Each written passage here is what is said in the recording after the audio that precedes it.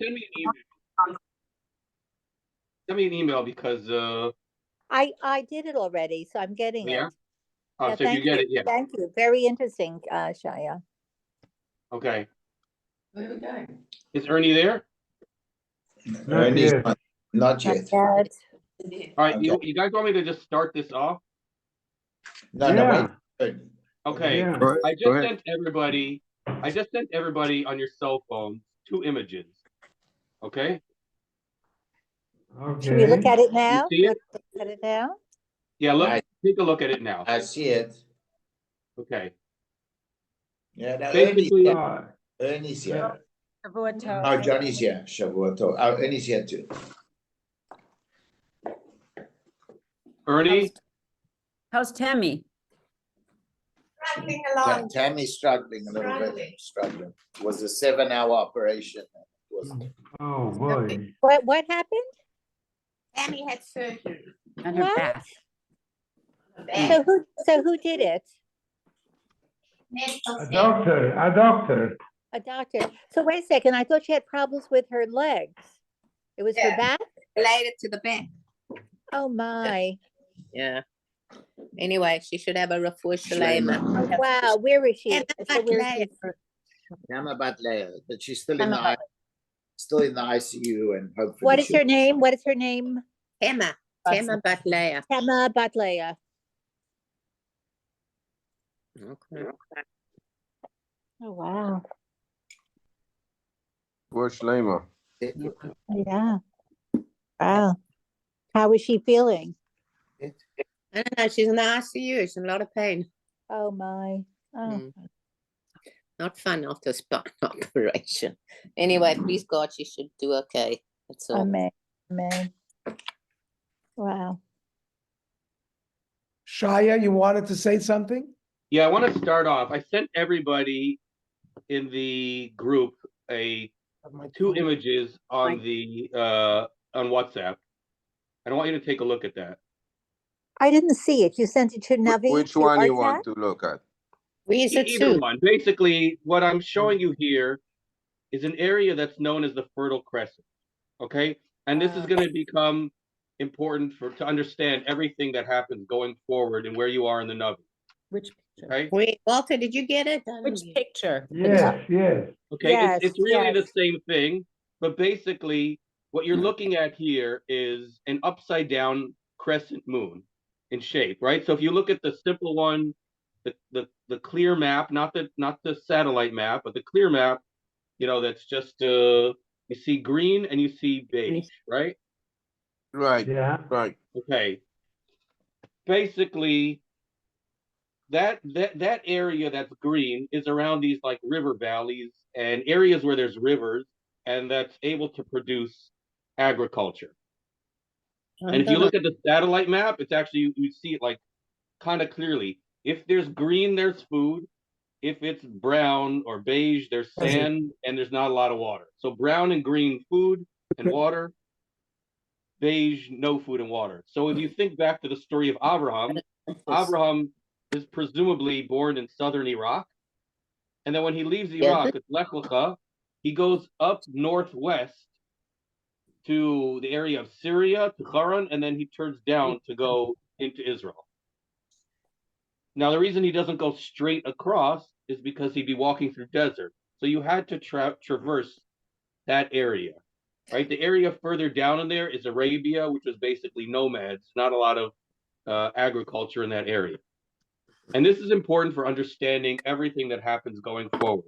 So I'm going to give you like a little bit of an extended scientific history lesson here, which is as follows.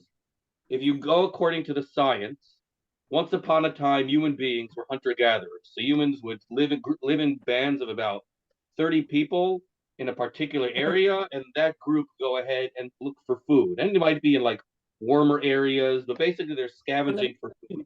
Yeah. The same way that chimpanzees might or that monkeys might.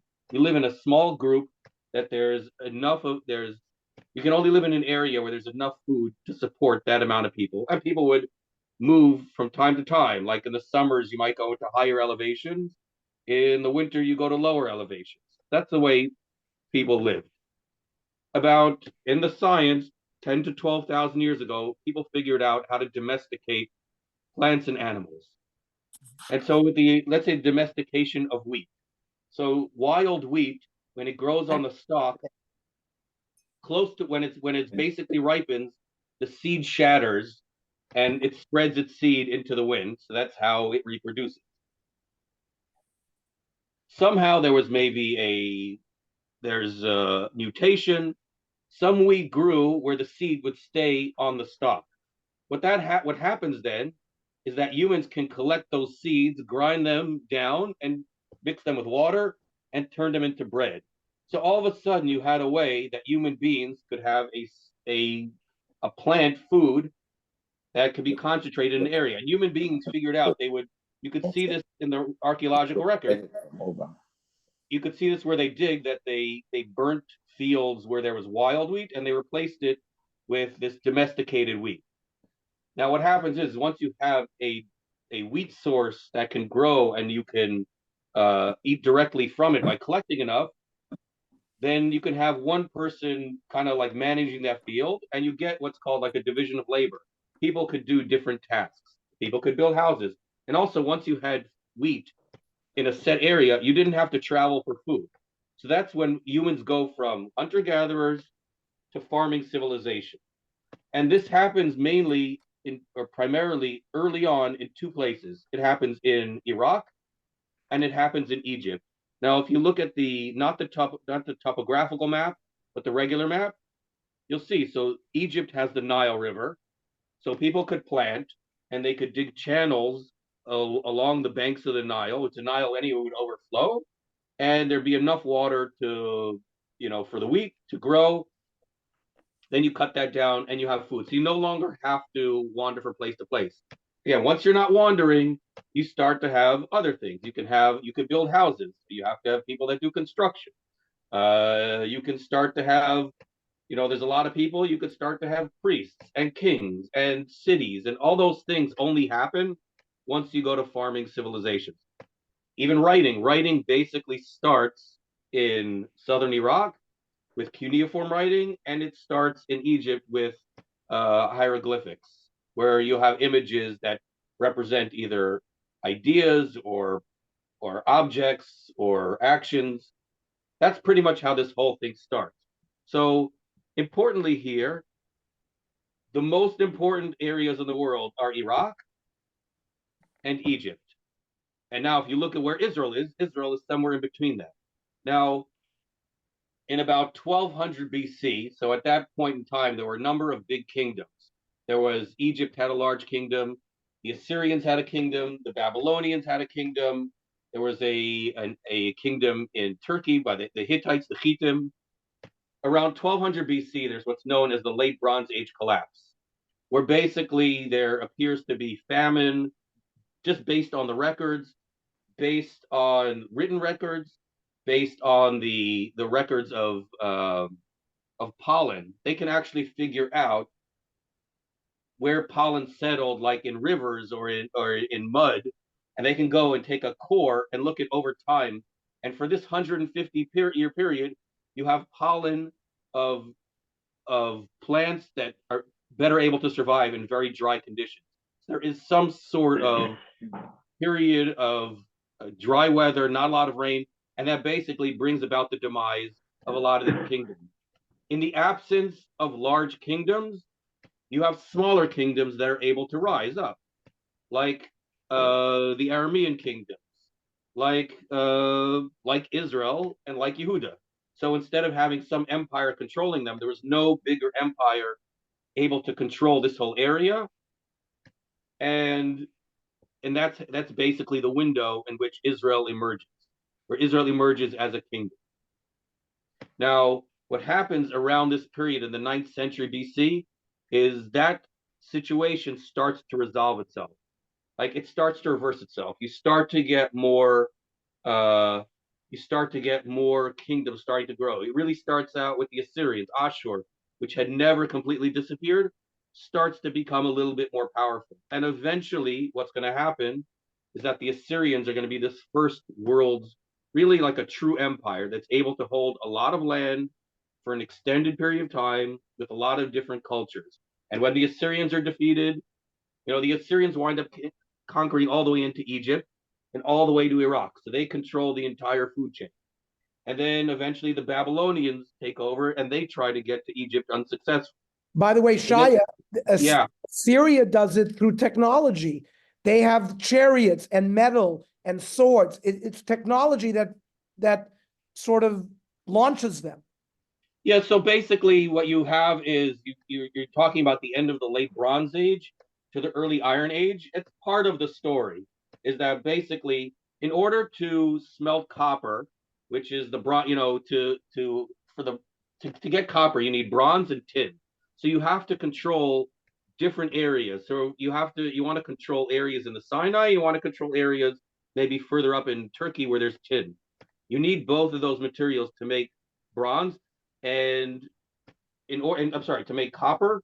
To make bronze. And then bronze is smelted at a particular temperature. Iron in its natural state is soft, but when it's mixed with carbon, it can be smelted. If you could smelt at a higher temperature, you can create iron, and iron is or it's steel. You can create steel, and that's much harder, and so it's better for weaponry. So that is one of the factors as well that allowed. Now, iron is prevalent everywhere. The technology to smelt iron was not, but eventually, when that becomes more widespread, smaller kingdoms have iron, and with iron, they're able to they're able to defeat enemies that are dependent upon on bronze. So that's one of the changes. But generally speaking, what you're going to start to see at the late 10th century, early 9th century BC, which is when Israel is emerging as its own independent power, they're going to start encroaching, and eventually they will eventually take over with the time of Sargon and Sancherib. That's when Assyria winds up reaching here.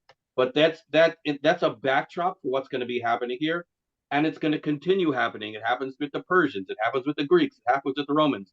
Everybody is trying to control the food because the food.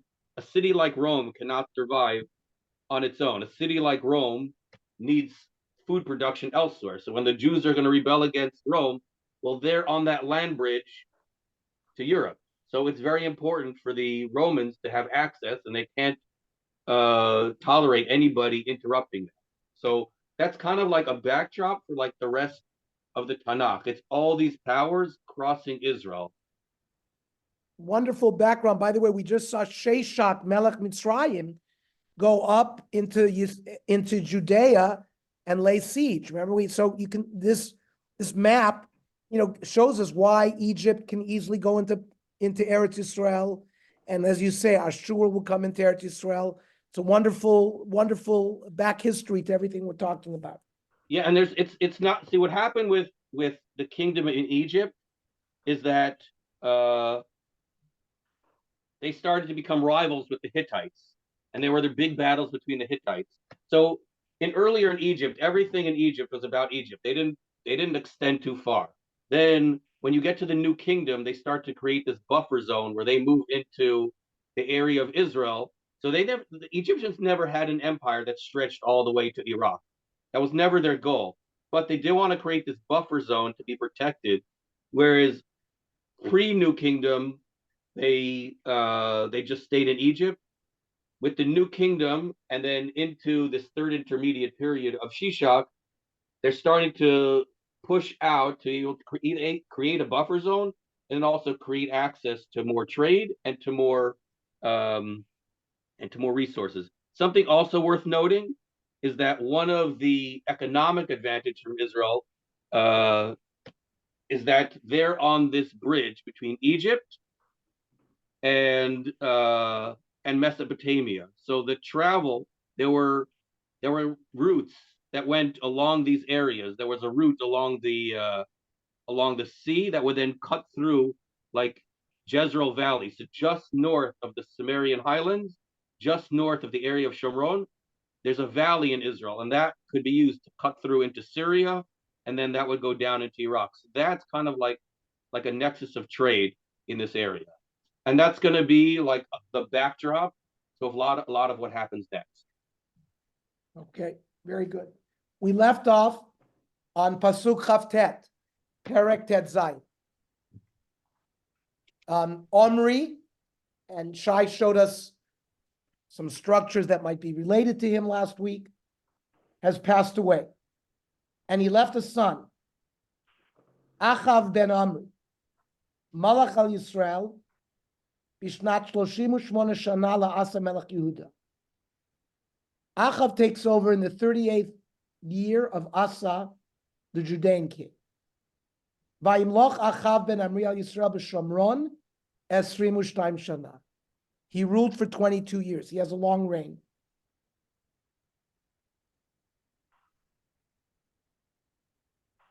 There is a Medrash Rabbah in Esther Rabbah. There's a pasuk in Mishlei that it darshans.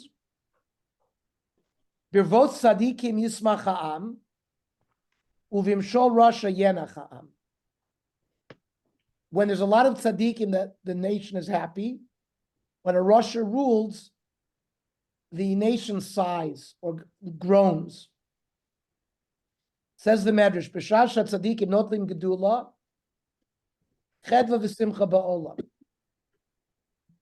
When tzaddikim rule, there is happiness in the world. And v'Hashem ba'olam. The HaMelech, that's why when David HaMelech is referred to, many times it says, Ve'HaMelech David. That refers to the Hashem. Hashem Shemalach David. Or many times we saw the phrase, Ve'HaMelech Shlomo. That hey, the Ve'hei, comes to tell us Hashem is the one who put Shlomo as the rule. Or it says, Ve'HaMelech Asa. The Hashem Shemalach Asa. That's Elu b'Malchei Yisrael. B'Malchei Umas Ha'olam Inayin, even by a non-Jewish king, sometimes Hashem puts a non-Jewish king in power for a specific reason. For example, in Ezra, Perek Aleph, Pasuk Zayin, Ve'HaMelech Koresh, V'Hashem Shemalach Koresh. It's a remez that Hashem is behind putting Koresh on the throne in the Persian Empire. If you remember, Koresh, 70 years after the Beis Hamikdash, the first Beis Hamikdash was destroyed, allows the exiles to return home to Eretz Yisrael. Says the Medrash, Uveshashar harishoim notlim gedula. But when Rishoim take power, there is woe, like oy vey. You notice what it says here, Vayimloch Achav ben Omri. Vay shemalach Achav ben Omri. It doesn't say HaMelech Achav, that Hashem chose Achav to be king. No, it's Vay. Oy vay. Or Vayimloch Hoshea ben Elah. Vay shemalach Hoshea ben Elah. Woe unto us that Hoshea ben Elah ruled. Or Vayimloch Melech Tzidkiyahu ben Yoshiyahu. Vay shemalach Tzidkiyahu ben Yoshiyahu, because Tzidkiyahu was not considered a righteous king. Also, says the Medrash, B'malchei umus ha'olam shenemar vayihi b'mei Achashverosh. Vay shemalach Achashverosh. Woe unto us that Achashverosh ruled. So, just a simple introduction. The Achav ben Omri, the Medrash says, sees a distinction between when we were introduced to David HaMelech, when it said, V'hamelech David, V'hamelech Shlomo. It sees that Hashem is in there. And here the Vav shows us how terrible it's going to be to have a Rasha rule. Pasuk Lamed. Vayas Achav ben Amri harab b'nei Hashem mikol asher lefanav. Achav did worse than anyone who came before him, including his father Omri.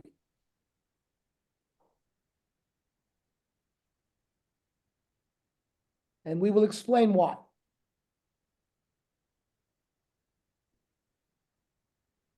The Medrash Tanchum and Parshas Veschonan says on this pasuk, Teidelecha, Shaya Moicher Atzmo Avodah Zarah. He sold himself to the Avodah Zarah. Shenemar.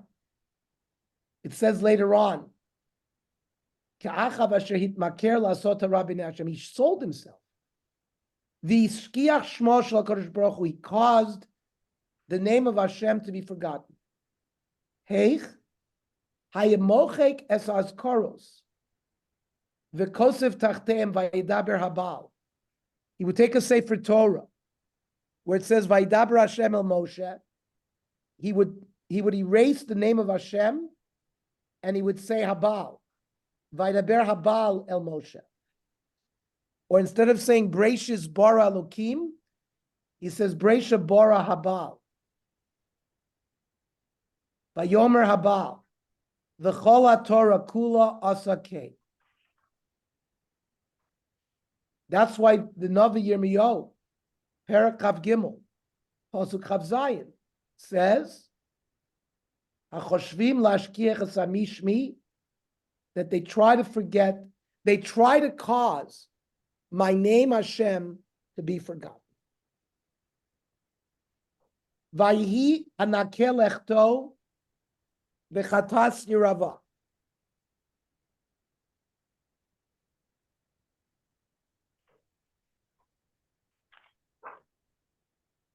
That means the least of what he did in what his ancestor Yeravam ben Nevat did, or Bechatos, he was not an ancestor. Bechatos Yeravam ben Nevat. Vayikach Isha et Izevel. The first femme fatale, right? The first evil female in Tanakh. Up until now, we've had heroines. Devorah, we had Yael, of course we had the Imahos, we had Miriam. So Vayikach, Yocheved. So Vayikach Isha et Jezebel, Bat et Baal, Melech Tzidonim. So you can see from the name of her father et Baal that somehow it was involved in the worship of Baal, who was the king of Sidon. Vayelech vayavodet Baal vayishtachavu lo. And this Achab took Baal and made it as the standard of Avodah Zarah. Vayakem mizbeach labal beis habal asher bana b'Shomron. And they built a house for the Baal in Shomron, and they built a mizbeach there. By the way, he married her, according to most pshat, as a goyata. She did not convert. She was bat et Baal, and she was not mizgat. That's how the Radat and the Ralbag learned. 29. We are on Pasuk Lamed Aleph and Lamed Beis.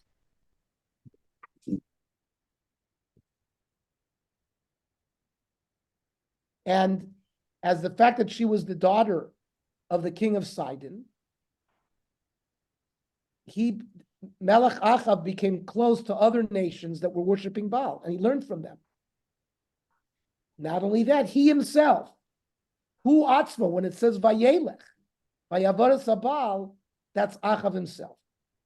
So this is now adding Avodah Zarah to what Yeravam had put. Yeravam had put those Agolim, the calves. Now they've added the Baal. And they built a makom, a house for the Baal.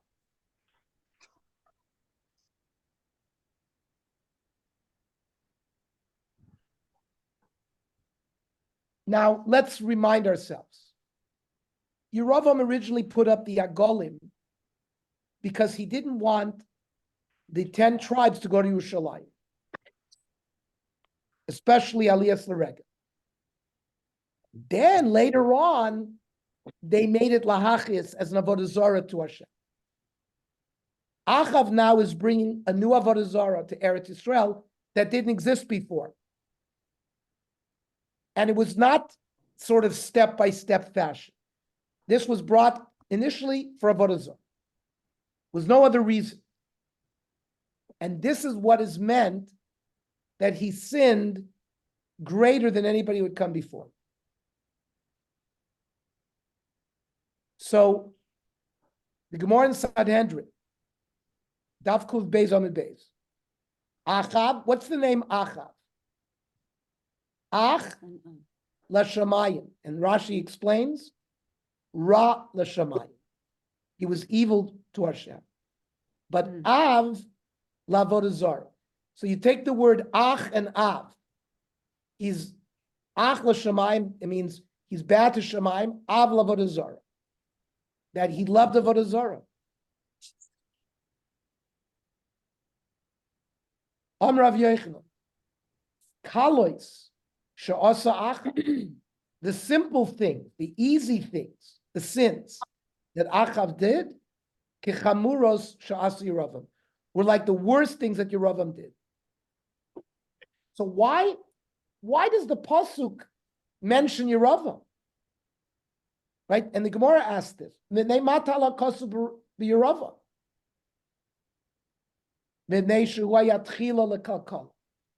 Yeravam started it. He started this downfall process. Ernie, I'm sorry to interrupt, but the Agalot were more of an intermediary. It wasn't a separate god as Achav has done. So he's taken it a step further. The Absolutely. Agalot were they were like the conduit, Initially, but then initially, initially, and then it descended. But it was not an established Avodah Zarah in Eretz Canaan. Now there's a new Avodah Zarah, Baal, and Achav brings it, and we're going to see he established Nevi'im for it and prophets for the Baal, and it's a whole new religion that Achav established. Then the pasuk in Hosea says, "Gam mizbechotam ki galim al talmei sadai." Their mizbeachs are like waves on my fields. Rav Yochanan, ein lecha kol telam v'telam be'eretz Yisrael, shlo yamid alav achav avodah zarah v'yishtach v'la. There wasn't a spot in Eretz Yisrael that Achav didn't put an idol on and he didn't bow down to it.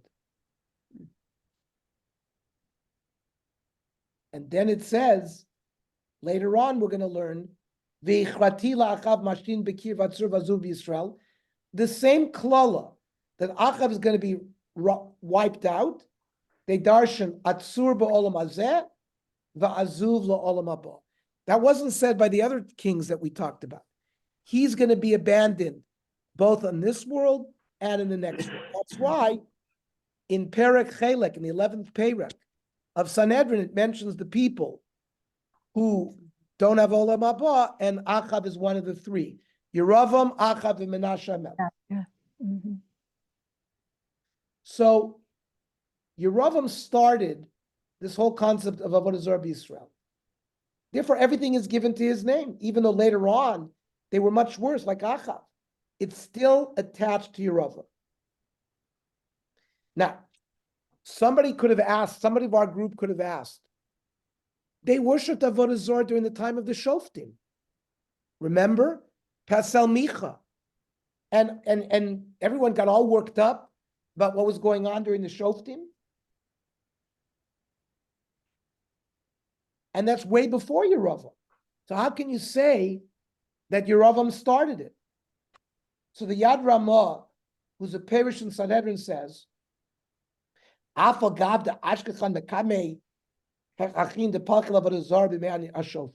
says exactly like we're asking. Even though we do see that people worshiped Avodah Zarah during the time of the Shoftim,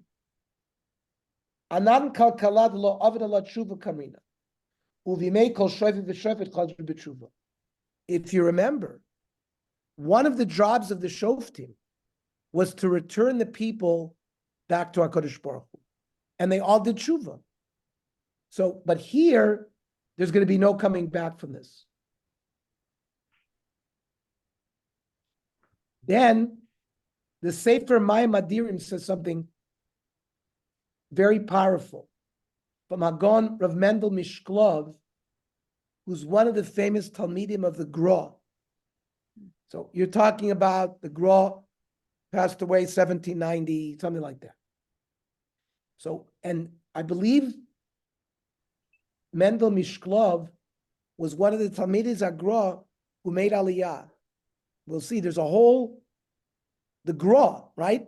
In Shari Chesed, the Gra Shul, but that's because there were two Gedolim from early 1800s that sent the first Zionists. Who were they? The Gra and the Balatanya. They both sent Talmidim to Eretz Yisrael, and they established communities there. So what did Mendel Mishklov say? The Omar. V'zeh l'shona shamati ma'admor HaGaon. He says he heard it from the Gra himself. Kach kabbalah b'yadeinu min ha'gaonim. Ish mipi ish ad Moshe Rabbeinu. This is our tradition, person from person, all the way back to Moshe Rabbeinu. Shekol avodah zara yatzorech dvar erva. What is the point of avodah zara? It's to permit sexual immorality. I think we touched upon this before. V'lachein ksiv achar kol avodah zara vayiznu achrei habaylim. The lashon of znus vayiznu. V'kama amazeh v'zana. The people got up and they committed znus. Bir adavar. What's the explanation? She'avdu avodah zara kedei lahati lehem taivus acheres sheyalehem. They wanted the avodah zara to permit them to act out on other desires that they had, whether it was sexual ones, maybe it was eating ones, other forbidden things. The Kli Yakar, in his commentary in Shoftim, says something very similar. Shebevadai lo hayu advarim ela lifnim, o kedei lifrok ol mitzvahs, o lidvok barayos. That means these idols were put up because they wanted to involve themselves in sexual immorality. Here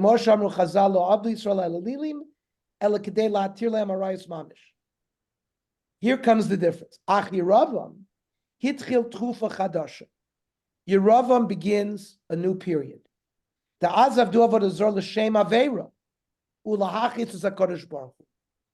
This is now, they're committing, it's not for the point of permitting this, sexual immorality. That already would be a good thing.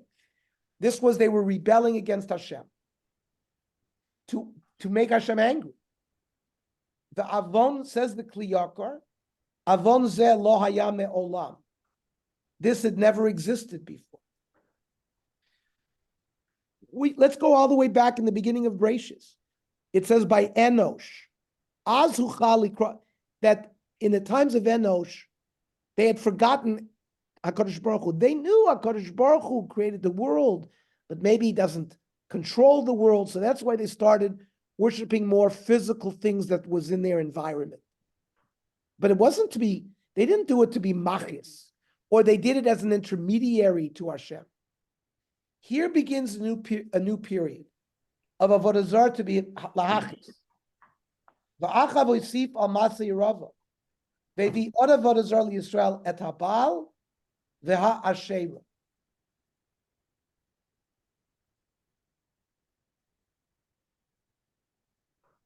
Now, what was the point of all? Achav wanted sha'achav larchik ma'Hashem yoter mikol hamelachim shekadmu. He wanted the Jewish people, he wanted to separate them from God. He wanted them to be like all the other people in the region. Hu harishon sheba'atzat Izevel bikesh la'asotam kechol hagoyim. Izebel came and said, be a king like all the other kings and get your people to be like all the other people. Hu Arishon should be Amava Yubi Israel Meot Anashim Shekaru La'atzmam B'Shem Nevi'im. We're going to see Eliyahu fights the Nevi'ei Abal. There's new groups who are prophets. V'hisitu et Yisrael lazov et Hashem. Their job is to convince Klal Yisrael not to worship God. Lo rak kedei lemalei et havatam. Ela gam behasbarot machshavtiyot kederech haneviim. They're talking philosophy. They're coming up with all sorts of things to divert the Jewish people from their ancient religion.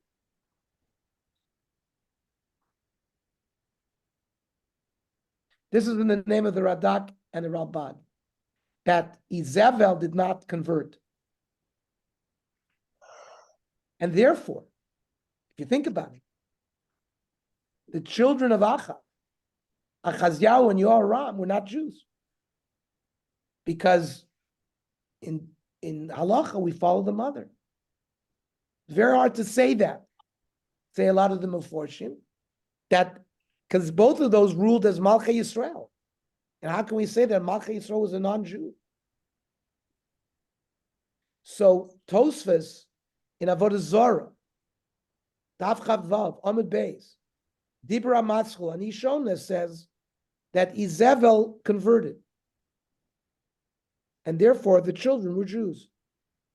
So it's a machlokas achronim, Tosfos and the Radak and Ralbag Rishonim, as to whether Izebel converted or not. Okay. Pasuk Lamed Gimel. Besides introducing the Baal, Yas Achav Esa Asherah. Asherah involved planting trees as some kind of idol.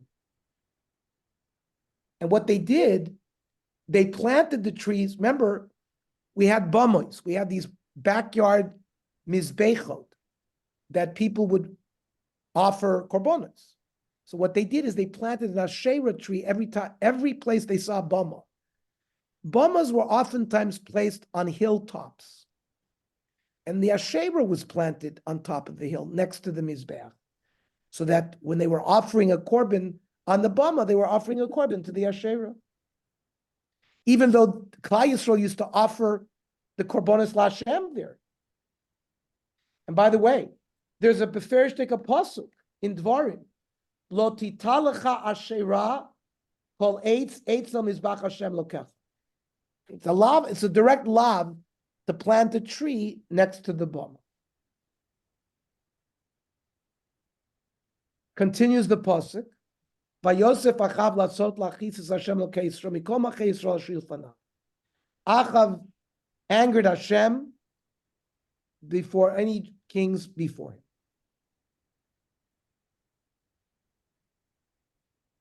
Says the Gemara in Sanhedrin, the same place that we've been learning from. Amrav Yochanan, Kosav al Dalto Yishroimron, Achav Karfa Kafar Beloei Yisrael.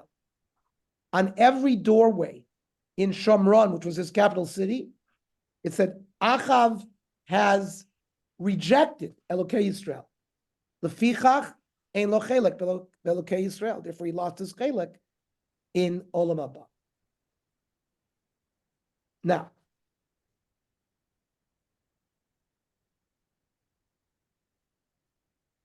Biyamav, when Achav was king, Bana Chiel Basa Elias Yericho.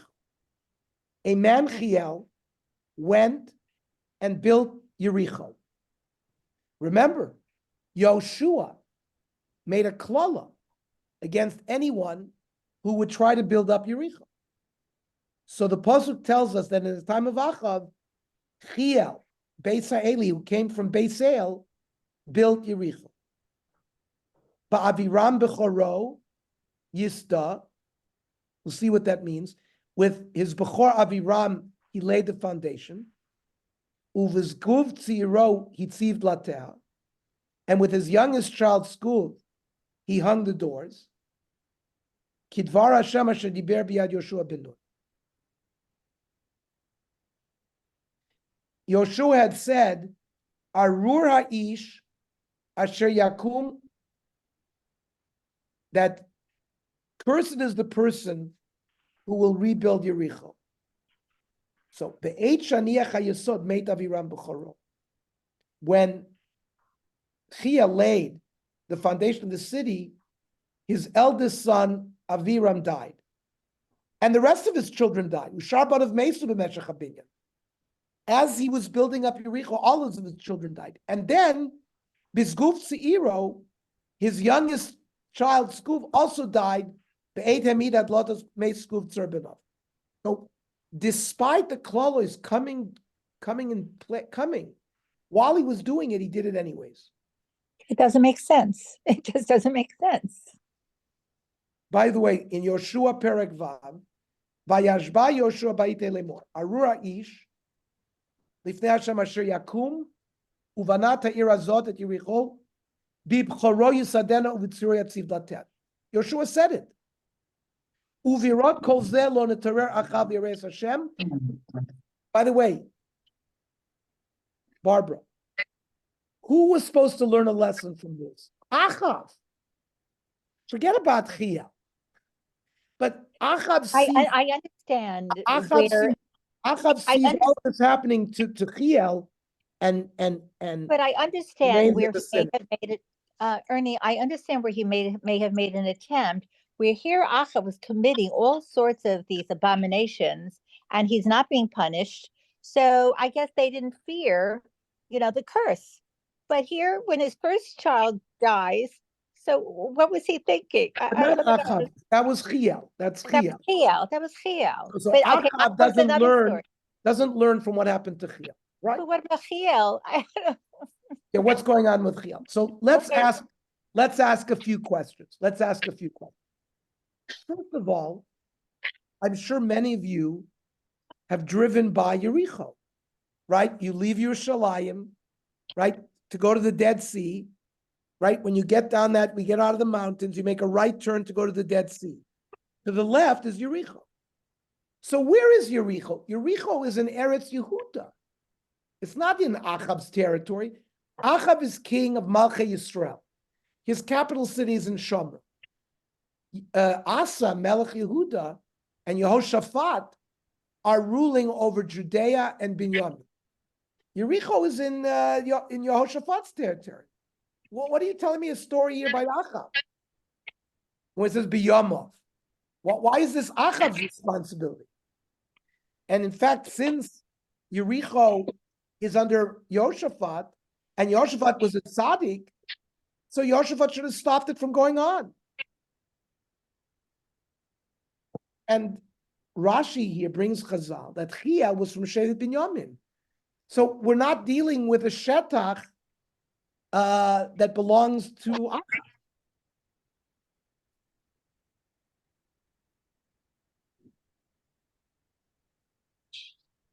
So gotta learn a Gemara in Sanhedrin Kuf Yud Gimel. Rav Chisda. Yeah. What? I'll show you this video of Robert. Oh, I'm in the middle of something. Harold, you gotta mute Harold. Yeah, I know. Yeah, hang on. So Rashi there the Gemara goes into the klala of Yoshua. Rashi says, number one, Shelo yivnei Yericho v'yisab shmal shem ir acheres. You're not allowed to build up Yericho, even though you're going to call it a different name. Then he says, v'lo ir acheres al shem Yericho. For example, if you build a city somewhere else and you call it Yericho, you're not allowed to do that. That the name of Yericho should be erased from history. So it's not just if you rebuild the city of Yericho, call it something else. You weren't allowed to do, and you weren't allowed to build a city somewhere else and call it Yericho. There, where it says, "Biyamav bonachil is based on alias Yericho." Now you notice, how is Yericho spelled here? Spelled with a hey. Hey, So biyamav shel achav, va'al she'avar la'ala korei lebeisa eli. Here Rashi says the reason why he's called Beis Ha'el is not that he's from Beis Ha'el, but that the word Allah, Ayin Lamed Hey, is another word for curse. That he was the one that went against the curse. Tanya, Ba'aviram b'chora Rasha lo yala l'mod, b'zkuv tzirai lo limod. I mean, what there the Gemara tells us that this pasuk talking about Aviram and Skuf are talking about that he should have learned after his Bechor died, and he didn't. And he buried both of them from Aviram ad Skuf. And the Gemara continues. Achav was a good friend of Chia. And he was sitting Shiva, Chia. So we're going to see soon, we're going to have a new character introduced to us. If we get there tonight, I'm not sure we'll get there. Eliyahu Navi, who's going to be the great person who stands up against the villainous Achav. But Achav and Eliyahu Navi come to Bimenachem Avel Chia. So I'll read the Gemara. Yosef v'ka'amar. Dilma kimilet yoshachilot. Lo yericho al shem yiracheres. V'lo yiracheres al shem yericho. Didn't they learn that you can't build up Yericho even though you call it something else, and you can't build up another city? Amr le'Eliyahu in. Eliyahu said, yeah, that's the right halacha. Comes out from this Gemara, says the Yad Rama. Chiel didn't build Yericho in the name of Yericho. Either he built up Yericho, but he called it something else, or he built another city and he called it Yericho. But both were not allowed to do. So how did Chiel respond? Is a little bit like what Barbara began. Ermeli, Hashta Lutvasa de Moshe lo kamaika. We see the curses of Moshe Rabbeinu are not being carried out. And I have to worry about the curses of Yoshua? Who's the Rebbe and who's the Talmud?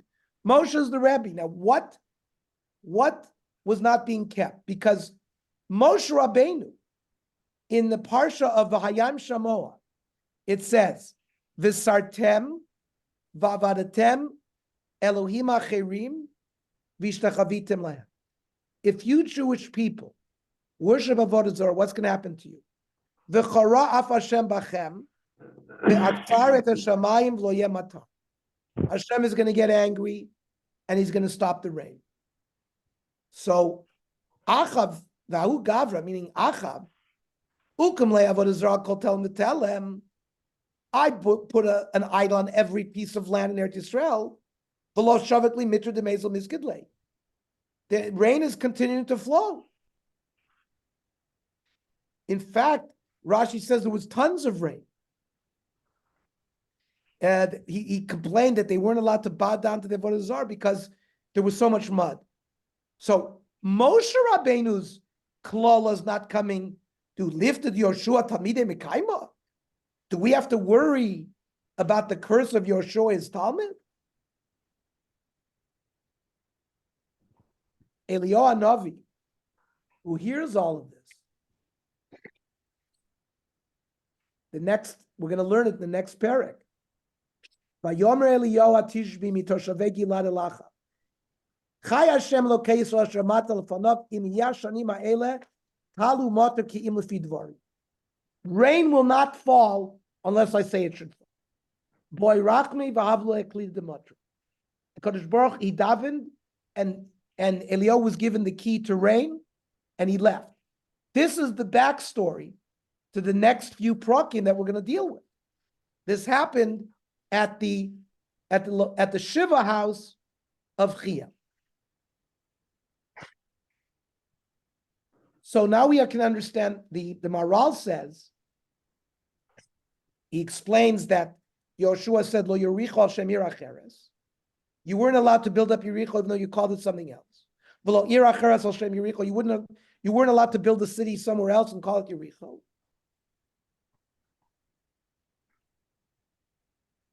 Now, the Maral points out, Eliyahu Navi would not have come to visit a Russia. So Eliyahu was treating him l'kaf schus. He wasn't sure that the klala was on another city that was named Yericho. That's why he came to Menachem. And that's what he did. He didn't build Yericho up. He built a city in the territory of Achav, and he called it Yericho. However, the machlokas in the Yerushalmi, the Sechta Sanhedrin, it says Chia was from Yehoshaphat. He was in Judea or Binyamin. There was Beisel, which was in Binyamin. And this Yericho, Nami Haya Binyamin. The Sanhedrin says Yericho was in Binyamin's territory. In came Lama Amr Be Achav Bana Chiel Yericho. So then why bring in Achav here? The problem should have been with Yehoshaphat. He should have protested. It's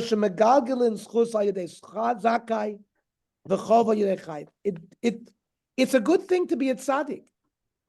If you're a Russia, a lot of things get thrown on you. If you're a tzaddik, they keep it away from you. Only good things are attached to you. Chia was the Sartzava of Achav.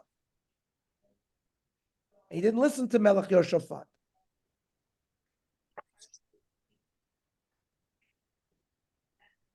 Now, the Radak adds something else.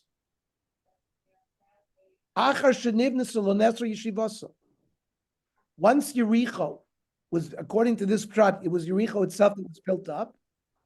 You were allowed to live there. Hacherem was shalotibone.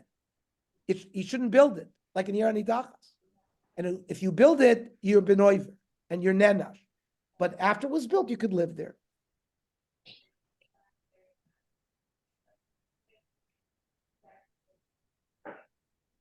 So, according to the Yerushalmi, even though Yericho was in Chelik Binyamin under Yehoshaphat, Yehoshaphat tried to stop it.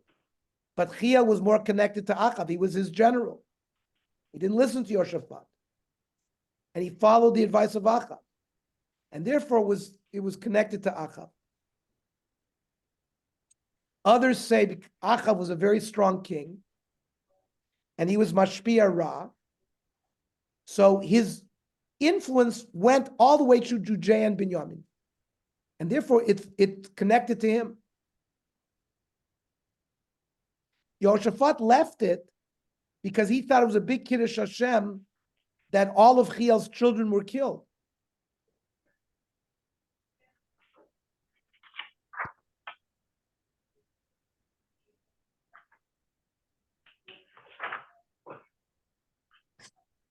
Rabbi Yaakov Kamenetsky says something different. Achav had a wrong pshat. Yoshua made a gzeira not to build up Yericho. He was like the established king. So now that Achav has established a new kingdom in Shamra, it's a new Malchus. So the gzeiras of Yoshua don't affect him. And that's why Chiel had a complete heter to do it. Because Yoshua's gzeira was botla, even there. Now, according to the Bavli, who said that, not like the Yerushalmi says Chiel built up Yericho. But according to the Bavli, it says Chiel built a different year, and they called it Yericho. And that city was under the government of Achav. And he was still over on the curse of Yoshua, so that we understand why it was connected to Achav and not Yehoshaphat. I want to read them up. B'yam of Banachiel. And he has to explain why does it say this in the days of Achav. Adata gam shavdu agalim lo parku adayim b'chol sharshei emunah. Even the Jews that were going to pray to those calves, they didn't lose all of the roots of their faith. They still were concerned about an oath and things that Yoshua told them. But now they saw that Achav is doing all these abominations, and Hashem is not punishing him. So they forgot about Hashgacha Nevuah, and they weren't concerned about the klal of Yoshua. And that's why he went up and built Yericho. Even though now you can say, what about the fact that the Klala came about, his children got killed. They were so far fallen, they said it was Mikra, until every one of his kids were killed. And we will see more of this when we get into Elio. It's a good place to stop. Perak Yud Zayin, we will be introduced to Elio Tishbi. And we will have a lot of introduction to Elio before we get started into the actual story of Elio Navi. Now, we will probably start in 2 weeks. Susie and I have the good fortune of going to Eretz Yisrael tomorrow to celebrate the bas mitzvah of our granddaughter, Zahara Agatha. Oh, beautiful. So I don't think we're going to be able to do the Navi Shir next week. So Mirz Hashem, we are going to do the Daf Yomi. I will talk. We're going to do the Daf Yomi at 9 p.m., which allows me to teach at 7 a.m. It's a little bit better for me. And we used to learn at 9 o'clock. So for a week, the Daf Yomi will be 9, just for 1 week. And then we will resume the Navi Shir 2 weeks from tonight. We still have Tsurba? I think we're going to take a break on Tsurba too. We will do the Tsurba when I come back. The reason is I'm not, Susie has me like an Amazon box. I'm not even sure where I'm going to be. It means in those times where I'm in Yerushalayim, I know where I am. I can set myself, I'm not sure I'm going to be in Ranana. So I think it's better we just put it on hold for this week, and I'll resume when I get back next week. What about Early- tomorrow? When you flying tomorrow? Early- Tomorrow? Flying Yeah, 2 2 o'clock, o'clock. Elal. Hello, 2 o'clock. I There's no gotta Okay. choice. So we're Elal. doing it in the morning? Are you teaching? Or not? No. It's the park. Oh, I can teach tomorrow. Yeah, but not everybody can be. Derek, you gotta leave for the airport at 11, man. 10:15, 10:15. 10 All right, I'm just saying. Okay. Can we? Anyway, Also, there'll be a tape of it. That's not bad. Why don't we teach at 9 o'clock tomorrow morning? I think that 9 I have something. No, you started it. Okay, fine. So you can do it. I'll do the tape afterwards. That's all. But Walter can't be there either. I can't be there either. Okay, we'll do Let's talk at the Daf Yomi Shir. Esther has a question. We'll talk at the Daf Yomi Monday Shir. night. We're gonna learn again Monday night. That's the next Okay. time. Okay. All Monday Take right. night. Sunday off. It Uh, says, I got you, maybe you do